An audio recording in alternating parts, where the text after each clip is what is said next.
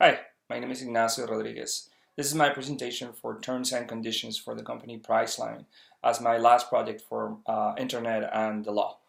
The validity of a contract is based on three elements. If these three elements are present, then the contract can be considered a valid one. First of all, the contract has to have an offer. One of the parties involved is selling or providing goods or services. Secondly, there has to be an acceptance from the other party involved. They must agree on the price and the goods or services that they wish to buy.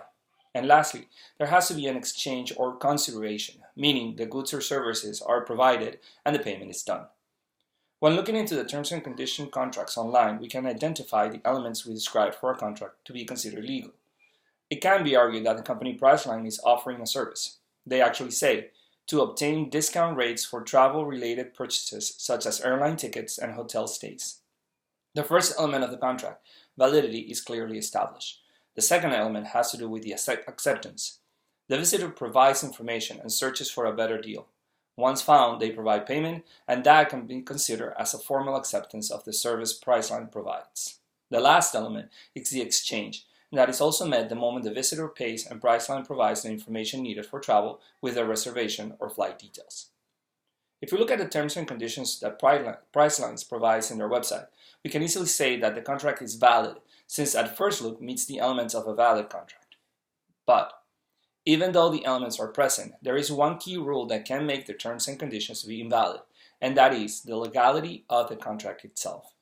A contract can be valid if it meets the requirements or elements, but it can be deemed illegal if they do not abide by the laws. The arguments against the validity of Priceline's terms and conditions can be made by arguing the legality of the contract.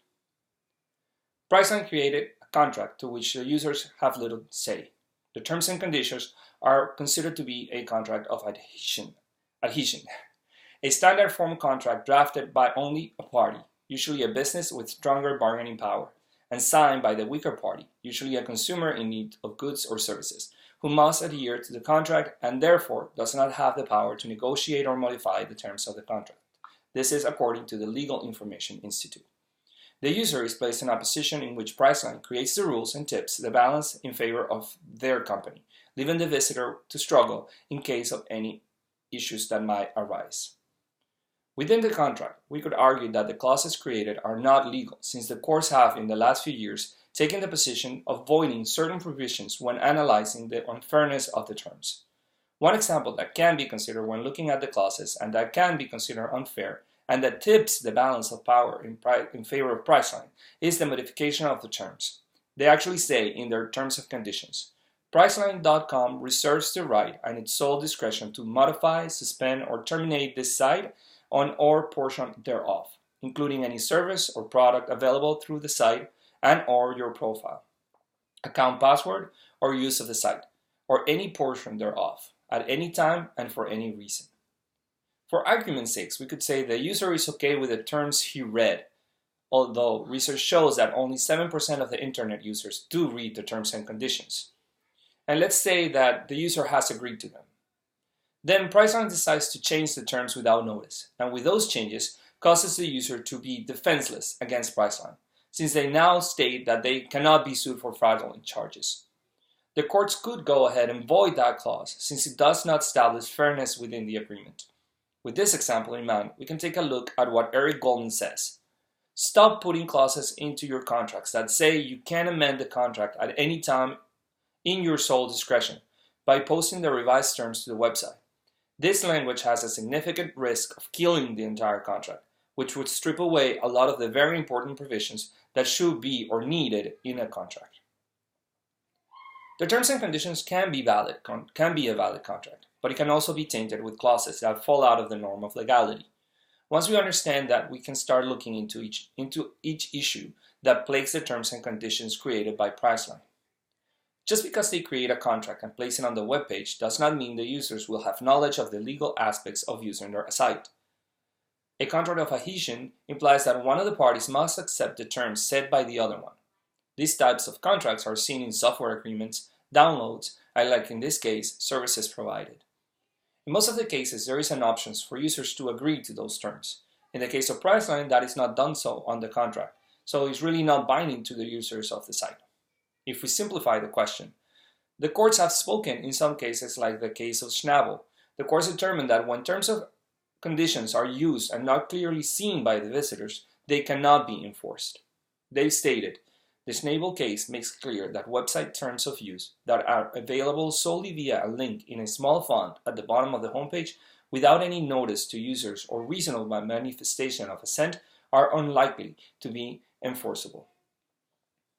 Priceline places the terms of service in the bottom of the page and with a simple link. This will fall right into what the courts have determined not to be a valid way of imposing the contract. There are ways in which companies can create a term of service and conditions that creates a binding situation for the users, having them agree to the terms with a click of a button, making them accept the terms during the purchase.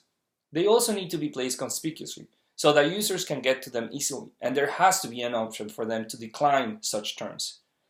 Priceline does not offer any of those options to the users and makes the agreement of their terms not really binding to the user or visitor. Priceline, in fact, has created a wide agreement from the part of the users by saying, by accessing any areas of this site, users, or you, agree to legally bound without limitations, qualifications, or change.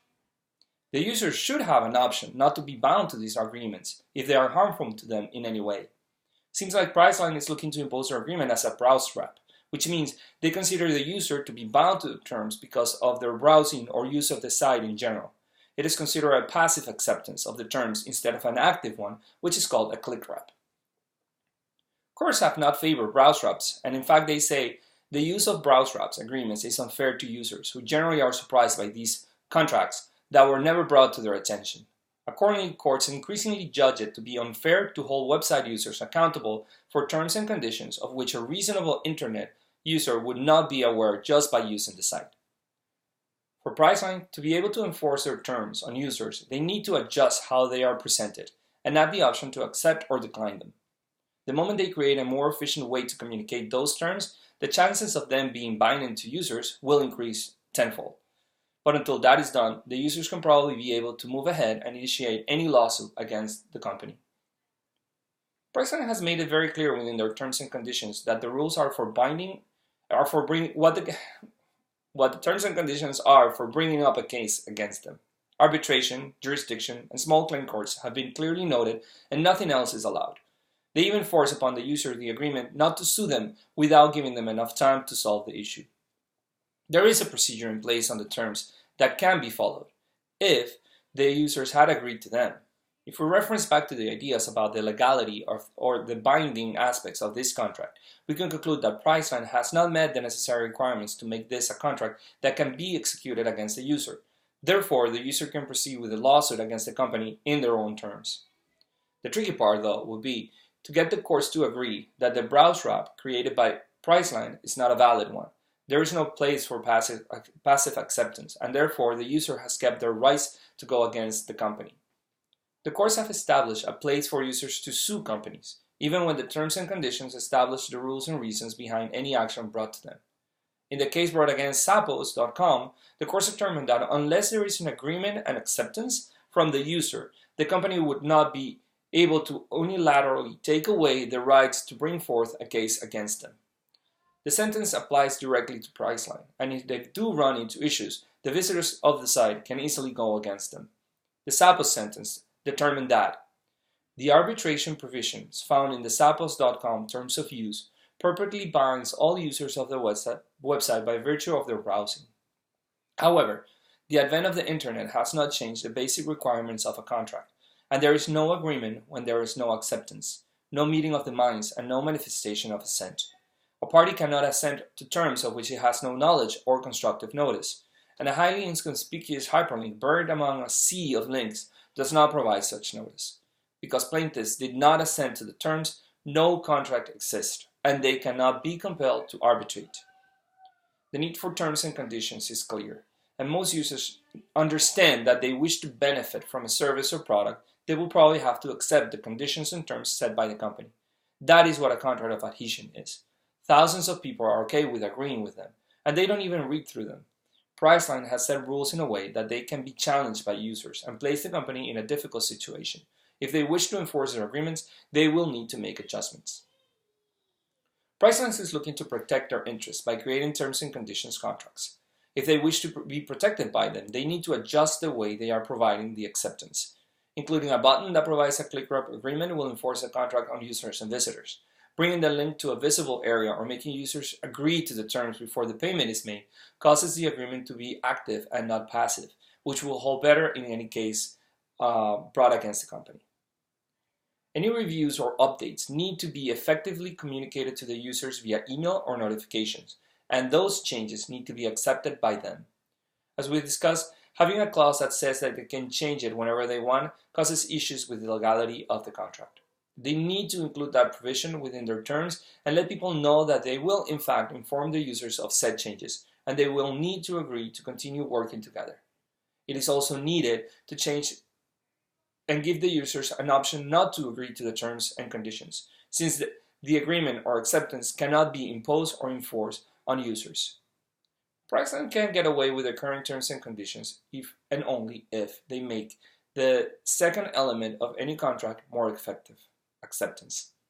Thanks.